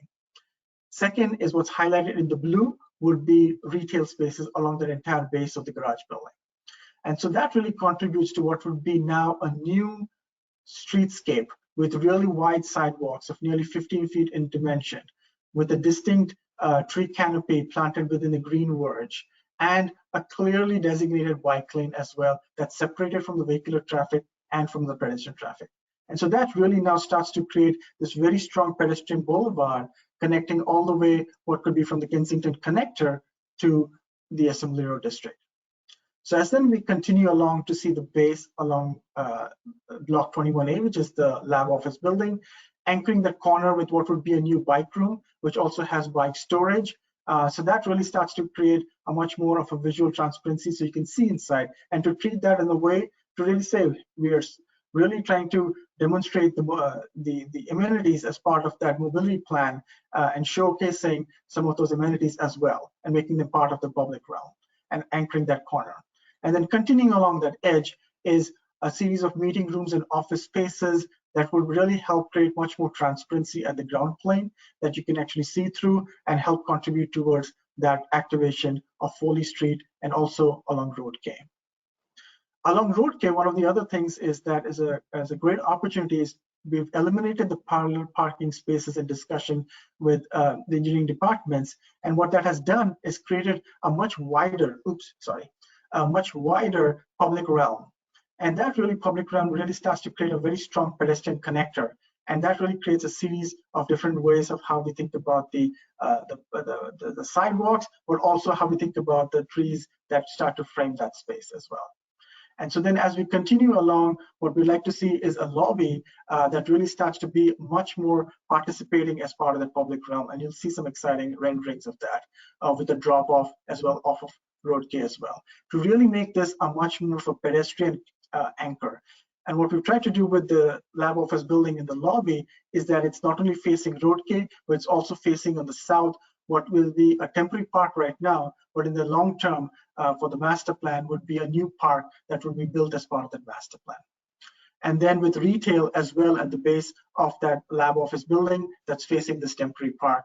And then you can also see the staircase tower and the garage at the corner of the garage building as well.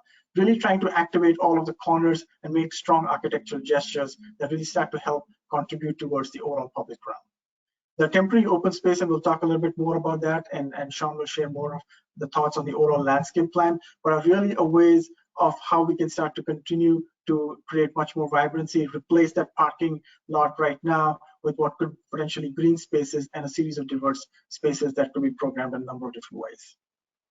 So with that, I'd like to request Sean to walk us through some of the landscape and the street sections. Sure, Gautam. This is Sean Sanger with Copley Wolf Design Group. Hopefully I'm coming through clearly. I want to just build a little bit upon what Gautam had described along the kind of the pedestrian experience, really the ground level, if you will, of the project. So We've got really, it's a four-sided project here. We're really starting to be really sensitive, if you will, to the pedestrian and bicycle experience at the ground plane. So essentially, we've got a variety of tree species. We're continuing to work with the city on the final selection of those, but they're all canopy trees. We're looking at that size and that scale, really for those trees, if you will, around the edges to be able to provide that kind of much needed shade and scale that the pedestrians really need along those sidewalks. It certainly helps to reduce the overall heat island effect as well. So really look at the scale of those trees. It's also a proven fact that those trees mature, the scale of those trees get bigger. It's proven that those trees will actually help slow down traffic. They will certainly contribute to the air quality improvements by absorbing small particulate matter, as well as certainly sequestering carbon. So once again, really getting an environment for these trees to grow. We've got large linear green areas at the base of those trees, so we're not putting them in tree grates or small pits. And this will be consistent around all of the edges, but our goal is to create these really large, healthy root zones, once again, for these trees to do more than just kind of survive, if you will, but we really want them to mature and to provide the overall scale and character and really the overall health that will contribute to the success of the project as well as the greater community there. That understory, if you will, that's at the base of the trees on all of the edges is really starting to bring that material to much more pedestrian scale. So it's really starting to talk about kind of that seasonal interest, what you see, really much more to kind of a touch and feel, if you will, at that scale, where we're getting colors, texture, fragrance, all of that you as a pedestrian at a slower kind of mode of transportation, if you will, would be able to experience and appreciate. Likewise, it provides a really good resource and kind of a I won't call it a respite, but it's definitely a wildlife habitat as well as food sources within those plant selections.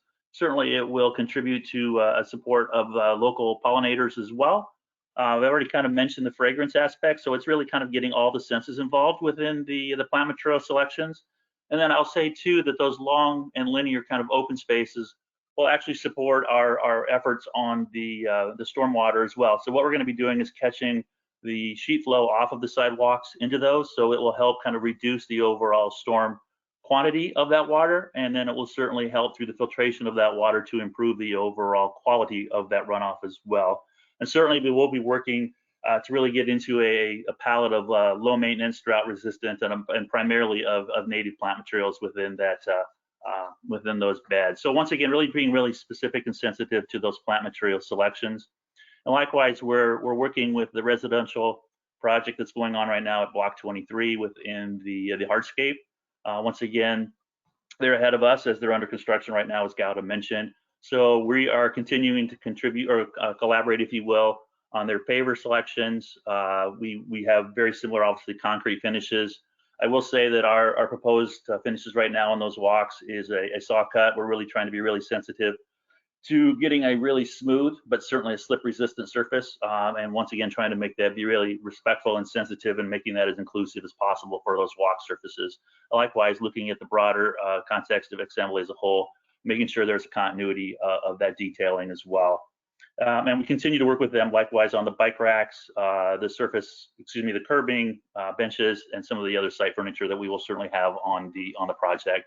And then as Gautam mentioned, as we move over to the open space closer to 5 Middlesex, really trying to make sure that those flexible open spaces will tie in with the Block 21 lobby in particular, and making sure that there's kind of this really kind of graying, if you will, of those two areas and making sure they're harmonious and working together in that overall design. As he mentioned, this will definitely be a temporary layout, and we will certainly be back to talk with you guys in greater detail within a final design within the park itself at a later design element, if you will. Gautam, why don't we slip to the next? We can talk a little bit greater detail on the sections. So why don't I start in the upper left as far as the enlargement? So that would be along Road K. Yeah, exactly. Thank you. So what we're showing here is a much wider green space. We've got a walkway, as Gautam mentions, we're about 14.5 feet with about a 12.5 foot green zone. And what we're really trying to do, once again, we've worked with the city, and this green zone is fairly wide. We're trying to get a large grouping of trees. And once again, really trying to promote this green connection, if you will, down Road K all the way out to the Mystic River. So once again, trying to tie once again, this project into the greater kind of city green infrastructure, if you will, and the visualization as well. And then to the right of that other section would be actually along Foley Street. Yeah, exactly. And so we've been working with the city, working with the transportation group as well. And where we are is we've got actually about a 14'5" sidewalk, very generous, as it starts to be that connector from East Somerville all the way to the Orange Line through Assembly. And then we've got a linear planting area, which is what you're seeing in the center. And that's going to be, once again, kind of that richness of green that we talked about. And what that also does is provide separation between the adjacent bike path. It's actually a raised condition to the left of that. And then likewise, at that same raised elevation, we've got a 3-foot wide buffer before you get to the adjacent travel lane. So once again, really trying to think about safety and how all these different transportation modes are organized, if you will, and at the same time, really promoting a very wide, generous, and safe sidewalk, if you will, at the base of the building, and promoting those retail uses. And then the lower two sections actually are both of Middlesex. So the one on the left is actually closer to the fire station. So you're going to see that one's going to be a little more open in due respect to obviously the vehicular turning requirements, if you will. And then the one to the right is a little bit further down to the right on the project. Yeah, thank you, Gautam. And once again, it's very similar to what we have over at the Foley Street, where we've got a sidewalk that's a little over 9 feet wide. And then we still have that same linear green space with the tree canopy involved. And then once again, providing that separation, if you will, from the bikes, the buffer, and the travel lane. But I just want to reiterate, it's been really good working with the city. We've got, I think, a nice cross section. And once again, really trying to be really sensitive to the raise and separation of cars to bikes. And then likewise with the green kind of separators between the bikes and the pedestrians, trying to be able to manage and put all of this into a single section that's a really, I think, an organized kind of a transportation element.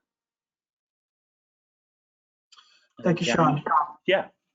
And so a couple of things I just want to clarify and make sure we're saying that clearly is that while some of the landscape is temporary open spaces, we will be back for a separate SPSR for the entire open space as well. So that will be a completely separate application, and we'll go through an approvals process for that for the future, once the future phases are determined. So that will be for the entire open space. So I want to make sure that there will be a similar process for that final open space. And then the second is also some of the comments from the UDC that we received really about opening up the lawn and really creating those diverse spaces were key in helping us think about the opportunities with some of the temporary open space right now as part of phase one. So I thought it would be great if we could sort of take a walk around the overall development as a way to really fully visualize as well the public realm and some of the improvements with these development. So imagine if we are coming across from the Kensington Connector, the storage building is to my right here. This is Middlesex Avenue. And so here we see the garage building, but we really wanted to celebrate the fire station as part of that and make much more of a civic and a strong civic presence at that corner of Middlesex and Foley Street, with really celebrating that corner with that fire station. The ground floor would be the fire station, but really thinking about different ways of how we really create that kind of distinct identity. Also along, you will see, and we'll see that more closely in next rendering, is how we start to clearly define what that base would be as we think about the fire station and then the retail as well along the base of that garage. So now we are along Foley Street as we across the street. And so this is the new sidewalk and the new public realm as Sean was describing. Here's that 3-foot wide shoulder that clearly separates from the vehicular traffic. And then you've got the bike lane and then trees that are planted in that green verge that really help make them healthy and promote growth as well. And then the really wide sidewalk before you engage with the building. So here you start to see what would be future retail at that base of the garage building, really starting to also from an architecture standpoint, create a very clear base for that building. And then the perforated metal and screen above that really start to screen the garage as well. And to really make that much more of an engaging ground plane. So as we continue that walk, and now we are at the corner of Foley Street and Road K, you can see the entire new streetscape of Foley Street with the bike lane, the green verge, and the sidewalk. But then also as we start to look at the corner, this was a very key part of how we thought about really breaking down the scale at the corner and make that a very important gateway and a civic gesture. So the idea here was to how do we pedestrianize that? And so we introduced terraces at the second level that really start to not only have the transparent uses at the base, but then you also start to see a way of really engaging and creating a lively edge along that upper level as well to make that a much more dynamic corner itself.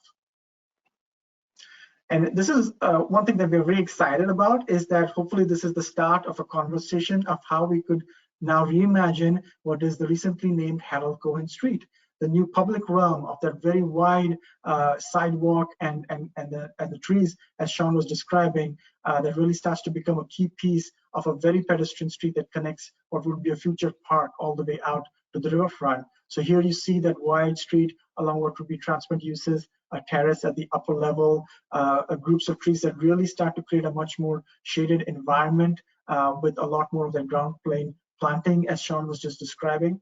And as we continue along, here is where you start to see the lobby of the building. And here what we tried to do is really start to create a variation in scale as well. And the idea here was to really make the lobby feel like it's an urban living room itself. It's a space that's part of the broader public realm, and a space that you can really engage with and see into and be part of. And it's a place that people would want to come together and really get together as well. And so here you start to see the double height with that space. You can see into the space as well. That's the drop off at that corner, really opening up the views towards the park. And that was very key in sort of trying to elevate that second level to make those kind of views towards the future park. And so then as we turn the corner, this is really starting to look at some of those temporary spaces, but you really imagine how we've tried to start to visualize, activate that ground plane with really creating active uses, but also creating engaging architecture along that base. The retail that will be facing the park, and also the temporary spaces along there with outdoor seating, how we've treated the staircase tower and the garage building to really be a part of that future park and create that kind of presence at the corner and really engage the garage building as part of this overall idea. And then creating a series of diverse spaces as part of that temporary park. And these could be programmed in a number of different ways. One of the exciting things with this, where we are, is it gives us an opportunity to test what would be, what would the community like to see, whether this starts to get programmed as part of movie nights and other types of activities. There's a broader arts program, but how do we start to engage those kind of community needs and activities and programs all along here? And so then here is where we start to zoom out, and now you can see the overall composition facing the south towards what is the temporary park, and also for the future park, the overall composition with the garage building, and that's building A. And so as I talked about the mass and really breaking that up and trying to make them feel very distinct, that breaks down the scale so it doesn't feel like it's a much larger mass, creating a series of different terraces that start to create a much more active ground plane. And then the other view from the other side along Foley Street and the Harold Cohen Street is the view on the north with that same, you can see that active ground plane as well, and the wider public realm along the Harold Cohen Street. So that's sort of our overall presentation, and really walking you through these renderings is a way to fully see how the design team and all of you have really contributed towards where we are today from a design standpoint.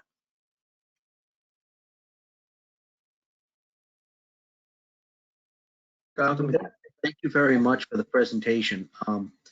I will have some comments and questions at some point this evening, but because this is a public hearing, what I'd like to do first is open it up to public testimony to see if anyone in the public has any comments that might mirror my own or others that the board might have, or make us think about things that we haven't yet. So what I'd like to do now is open it up to public testimony. For anybody that wants to speak in support of this application, I'm going to ask you to exercise your raised hand button, and I will call on you in the order in which I see you.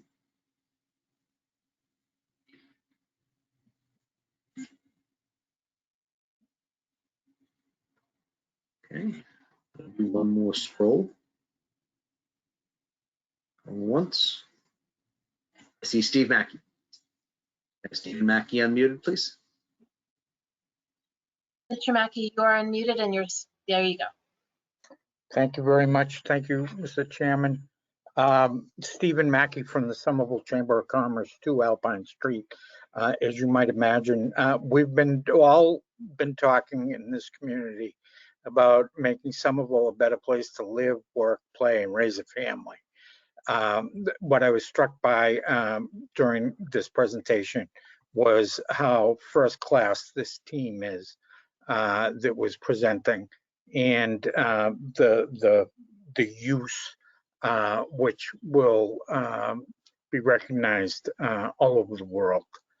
It's, I think, a fabulous presentation, a tremendous development, and I hope the planning board and people in the city hall feel proud of where they brought Assembly Square so far. So it's been a long night. Thank you very much. Thank you very much, Mr. Mackey. Does anybody else want to speak in support of the application? Raise your hand now or forever hold your peace orally, because you can always submit written testimony after. Okay. Seeing none, I'm going to close that portion of the public hearing, and I'm going to open it up to anybody that wants to speak in opposition or otherwise express concern about this application for a special permit with site plan review. Please exercise your raise hand button, and I will call on you if you want to testify. Okay. Seeing none, I am going to close that portion of the public hearing, and I'm going to open it up to members of the planning board to ask the applicant questions, engage in discussion.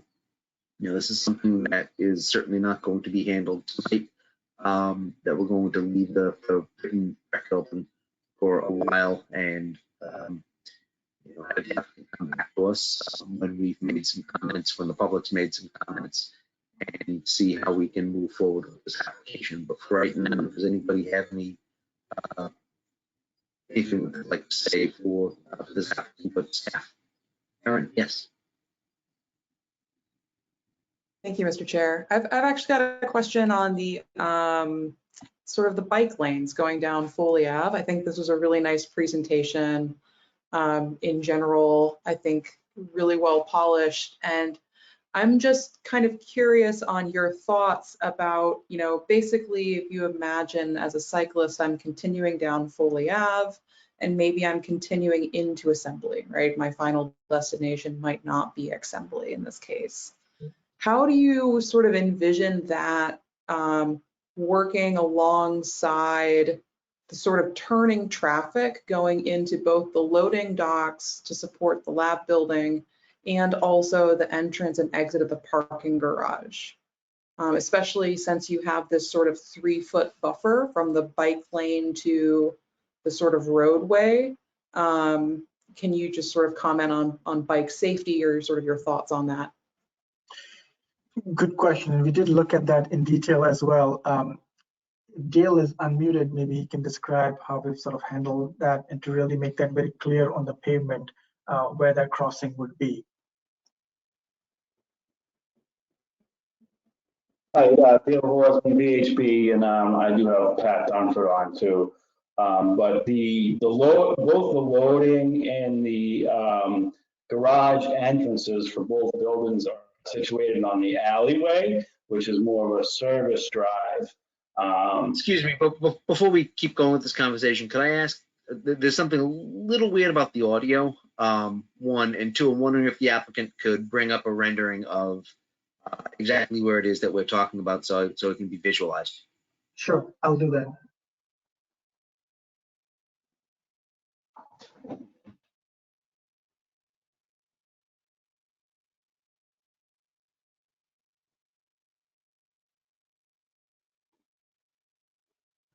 Can you, is the audio better, Mr. Chair? It's a little better. It's a little better. I can hear you. So the alleyway between block 21A and 21B serves kind of as the loading and access to both of these buildings. There is not, proposed bike facilities on that alleyway. Working with the city to get separated bike lanes both on Middlesex Avenue and Foley Street. Whereas I believe Foley Street right now has share the road bike facilities that run into Assembly Row. So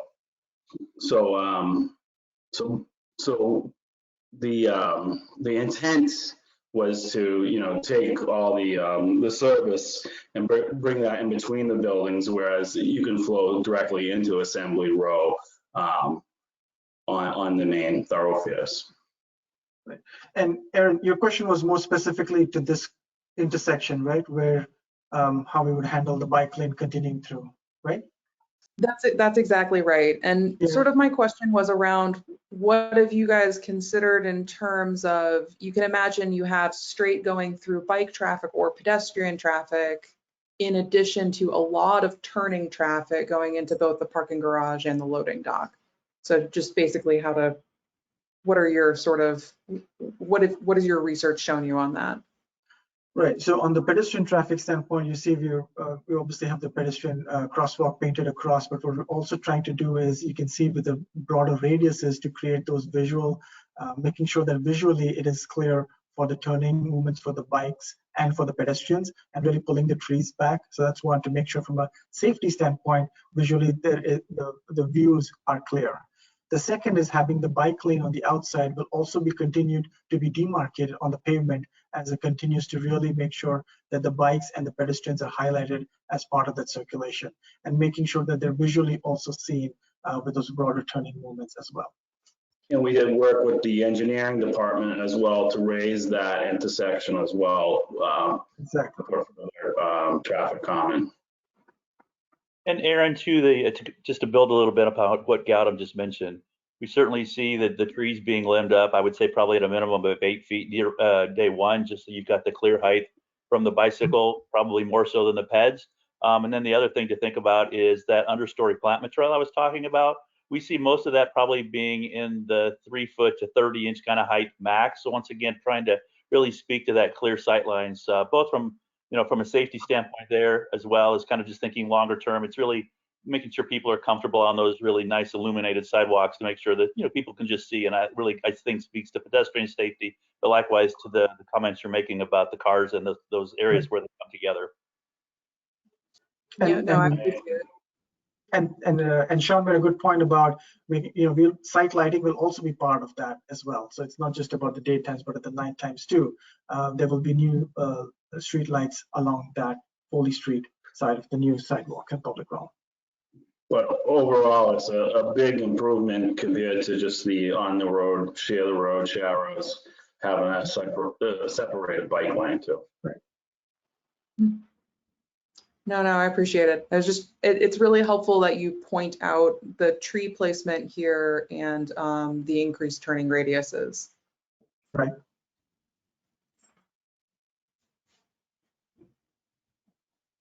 Aaron, thanks. I'm all set there. Thanks. Okay. Does anybody have anything else that they'd like to ask? Yes, Amelia.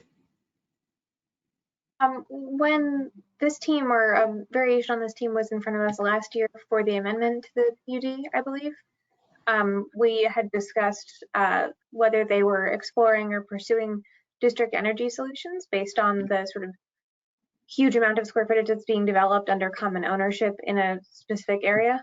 And I think we were assured that it was something that Biomed was doing in other properties, and that there were conversations actively ongoing to see about the possibilities of that here.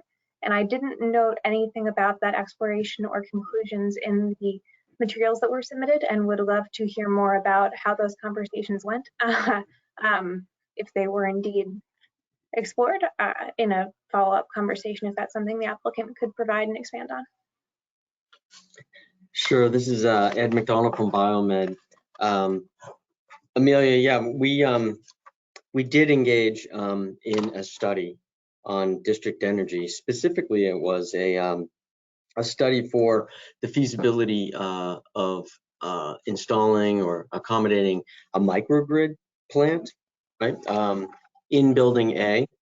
And what we did was we just high level, we engaged with the city and the design team in a study of actually trying to accommodate that either within the basement of the building, creating a basement, or in the penthouse. And not to go into too much detail here, but we did meet with Hannah and Oliver at OSE. We had a long discussion with them about the results and the process that we went through on that feasibility study.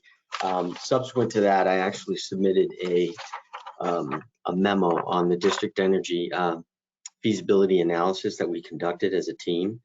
And that was submitted as separate information directly to OSE with Sarah Lewis and Rebecca Cooper copied. So perhaps that hasn't had a chance to find its way to the planning board just yet, but hopefully we can move that forward so that you can review that. And if you have any questions or follow-up questions, we could certainly dive into that in a little bit more detail.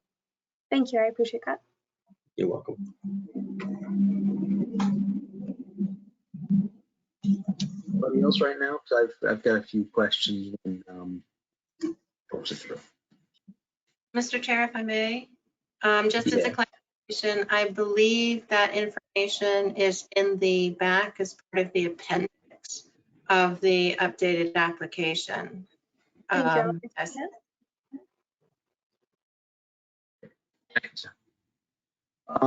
So I've got a couple of questions, guys. First of all, I want to thank you for your presentation. I think the buildings themselves look very, very nice. I think they are working towards the intention of what we were hoping for Assembly Square and for this this PUD. Could I ask you to bring up the rendering of the site? I think it's one that you just had when I was asking about the considerations for the pipeline. Yeah, okay. It's likely in your application, but without digging through, I'm just going to ask you the question. How many parking spaces are you expecting to put in on the garage building that's going to be incorporated in the layout?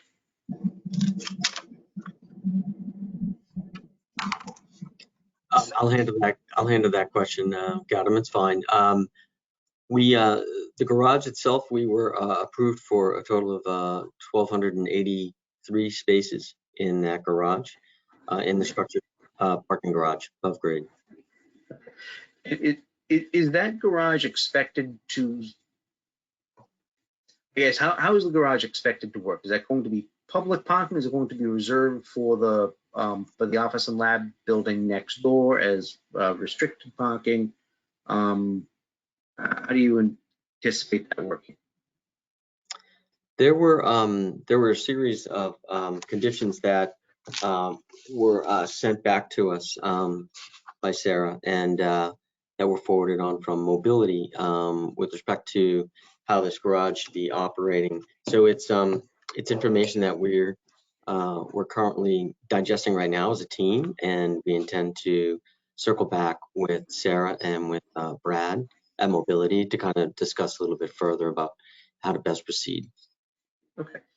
Could I ask Sarah then to maybe summarize what those suggestions were? Yes, I am scrolling through right now. So as you recall, this this project is under a PUD under the old ordinance, so it's a little bit different than some of the other projects that we've looked at recently. So rather than they had done a mobility management plan that didn't go to the depth that mobility likes to see now.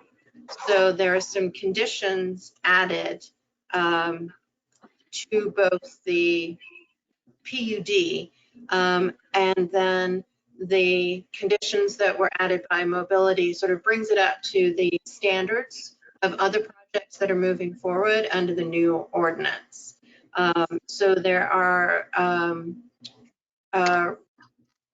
ideas about only a certain number of the spaces can be accessed for the phase 1 building, because the intent was that this garage also supplies spaces to the future phases of construction. And so those spaces will be blocked off in the short term. And I think that'll be a total of, I'm looking for the number, in order to accommodate existing leases in the existing to remain building, they will only be allowed to use 958 spaces within that garage. The rest will be physically blocked off. The garage is being designed so that it can also be converted to future usable space should there be less need for the parking in the future. There was one other I wanted to bring to your attention. They are obligated to join in Assembly Connect, that is the Transportation Management Association within the area. I'm sorry, I'm scrolling. And Sarah, just to remind myself and others, the Assembly Net, that's, if I'm remembering what it is, it's the idea that the entire universe of Assembly Square will have a cohesive mobility plan. Exactly. You don't just have parking on one side of the square and not on the other, and everything works because this one particular location might not have as much vehicular traffic doesn't mean that the rest of the square won't. Exactly. And in that vein, that was the other piece I meant to answer directly to your question, that yes, this parking will all be unbundled. So it will function as a public garage separate from there are limits about how in the future tenant agreements, sort of how many reserve spaces can be requested and things like that for different tenants. And the new ones also include the subsidized transit passes for employees and a transit board in the lobby, sort of to talk about train and bus timings. Because I'm thinking about a place, because obviously this is going to be a workspace.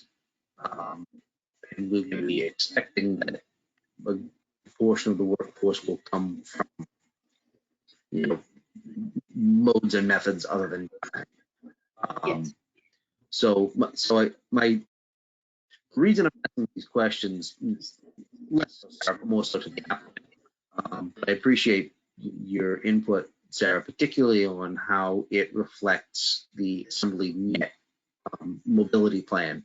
Is if we're looking at this building as part and parcel of the net plan, if you go back to that other slide that shows the multiple blocks, if you could. Sorry, which slide again? Yes, that one. You want to pass it. Yep, there you go. So my concern is, and as you're looking at this overall plan for the PUD, you've got block B, which is the garage building, which is going to have 1,200 spaces, give or take, with the intent that people that will be working in block 21A are going to be not necessarily driving in. There will be a net mobility plan. I'm looking at that block just north 21A. That's like, I can't tell what it's green space, but it's got a huge scar of a parking lot in the middle of it. What are you doing with that? Why is that necessary? How does that fit into the mobility net plan, and why does it feel like I'm looking at Burlington Mall? I can answer that one, actually. That is not this applicant's property. Okay. That is I block. don't mean to yell at you. That I want to is yell at whoever this is. block 9 of Federal Realty. So that strange diagonal is actually left over from a previous street alignment before Harold Cohen Street was designed and being constructed. So that's a parcel that Federal Realty will be coming forward with something when they're ready. So Okay. I do And not Sarah, that's going believe away, right? it is completely going away, and I I do don't not. need to yell at the applicant then. don't My believe apologies that- if it's not yours. I don't believe that parking is actually accessible right now, but I may be wrong on that. Either way, it's terrible. Agreed. You've alleviated my concern on that.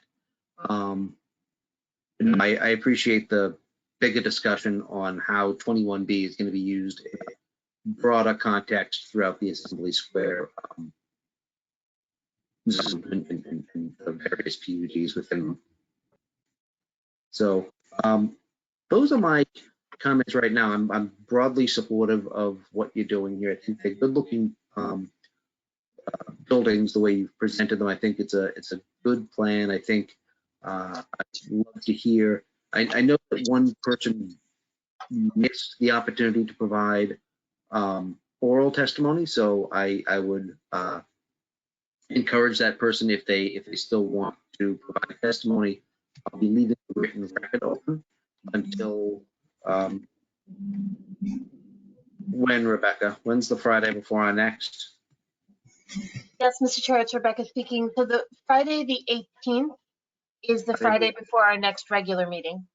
Okay, then I'm going to be leaving the written record open right now until noon on Friday the 18th, and that can be sent to planning@somervillema.gov. That's the one. Okay. So thank you all to the applicant. I think this was a very great presentation. I think you guys did a good job in addressing our questions, and we're looking forward to seeing what we can work with you on in the coming weeks. Does Thank you. anybody have any comments or questions before we formally continue this to 24th? No. Okay. The chair moves to continue 5 Middlesex Avenue to the 24th of June, seconded by Amelia. Roll call vote. The chair votes aye. Amelia's on mute. Amelia votes aye. Jahan votes aye. Aaron votes aye. Mr. Chair, through you, Ms. Howard Easton, you are eligible to vote. Debbie, you can vote on this. Oh, thank you. Debbie votes aye. Awesome. Congratulations on your first vote. So thank you all very much. I think that's all that we've got on the agenda. Yes, Mr. Chair, that's our agenda for the evening. That is our agenda. We've already continued consultants, and it's 8:30. We had a pretty productive meeting, and I'm glad we were able to get through as much as we did. So with that, the chair will move to adjourn. Just so the public knows, our next regularly scheduled meeting is the 24th, but we're having a joint hearing with Land Use Committee next Thursday, which I think is the 17th, to address some citizen petitions to amend maps. So the chair moves to adjourn to the 17th, when we'll reconvene as a joint body, seconded by Amelia. Chair votes aye. Amelia votes aye. Jahan votes aye. Aaron votes aye. Debbie votes aye. Fantastic. Thank you all very much. I'm so glad that we have some additional great members who can help us move forward. Have a nice night, everybody. Thank you.